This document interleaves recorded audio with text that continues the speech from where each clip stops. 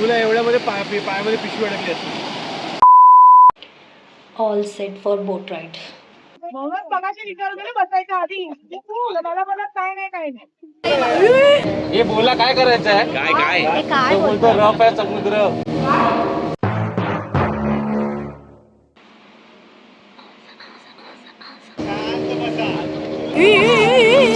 Bob the builder करके दिखाएंगे. Bob the builder.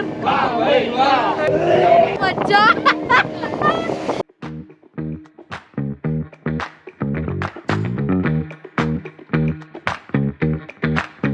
अगं पापलेटवाली ओशन का माझी नवरी माझे मनानं भरलीस कवरी. साधं जेवण म्हणतात थाळ्या आणि हे मागवलं ह्या लोकांनी. काही खरं नाही.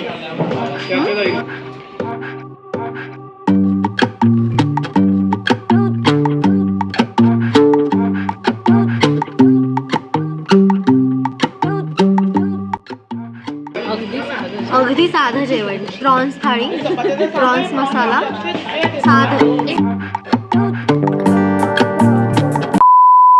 नको पॅनिक होऊस प्रिय. मी नाही पाणी होत. मग का असं करतेस?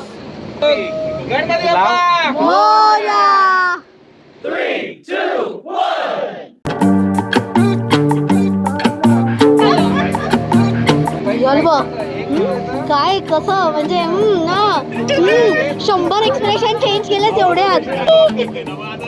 आता तिला स्वामी आठवतात.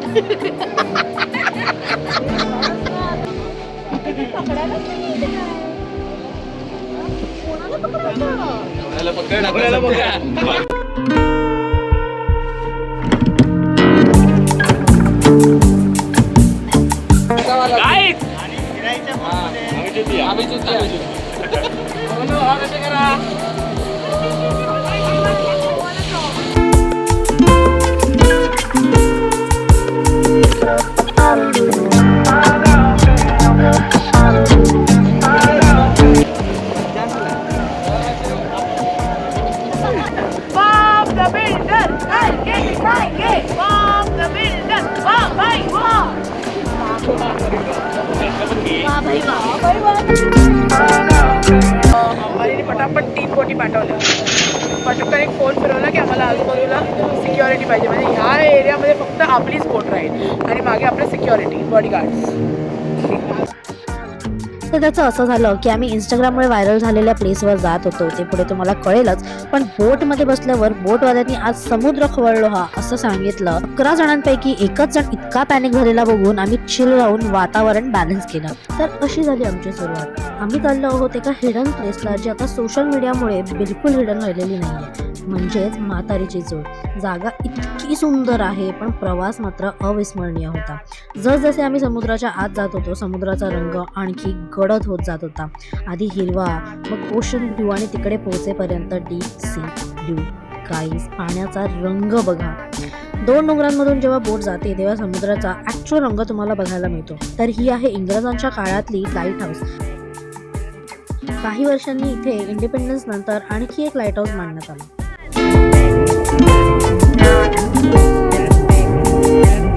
ह्या डोंगरांना गोल्डन रॉक्स म्हणतात आणि त्याचं कारण तर तुम्ही नक्कीच बघू शकता.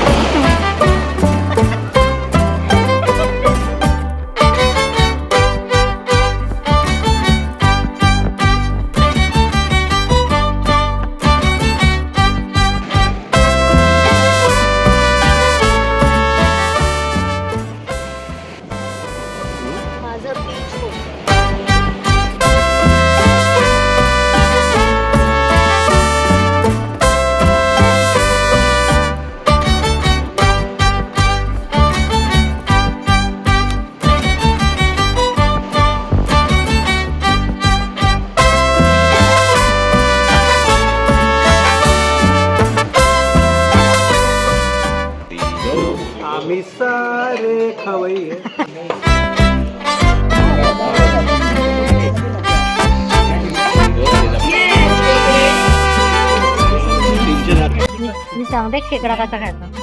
खेकडा आधी पहिलं हे असं मधनं सेंटर मधनं तोडायचं, ठीक आहे. त्याच्यानंतर हे जे त्याचे पायाचे हे जे त्याचे पार्ट असतात, इथे डिझाईन दिसतात, हे असे कडनं इथे पकडायचं आणि पार्ट वाईज तोडायचं. आणि मग हा जो पार्ट आहे यातला मांस ते पूर्ण असं बाहेर येतं. All clean. आणि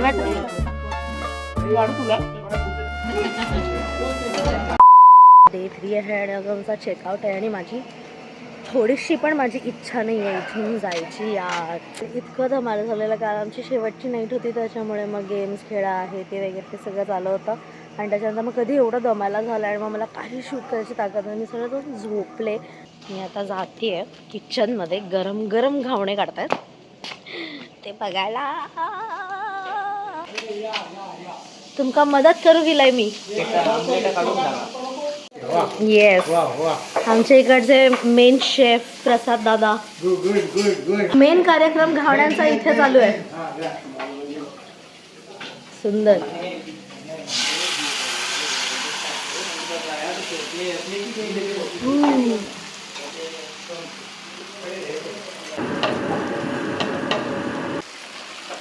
आता ते पूर्ण 5 वाजल्यापासून करतोस तुम्ही. 150 घावणे गेले. 150 घावणे गेले. यो किचन मधला स्ट्रेस जो आहे आणि एवढ्या स्ट्रेस खाली काम करणं is not easy guys, is not easy. त्याचा हात ज्या स्पीडने चालतं ना त्या स्पीडने फक्त आमची तोंड चालू शकतात, अजून काय नाही. पटपट पटपट पटपट पटपट बडबड बडबड बडबड बास, अजून काही नाही. पण जेन्युअनली त्यांनी आमच्या जिभेचे चोचले आणि आमची मनं तृप्त केलेली आहेत इथे गेले 3 दिवस. हे आमचे लास्ट डेचा आमचा OTT. मी तर ह्या कपड्यात गोव्याला जाऊच शकते. मी टू येड्या कुठचे. चला हा ते थंड झालं. हो य आमचा शेवटचा लंच आजचा. मी तुमच्यातलीच घेऊ.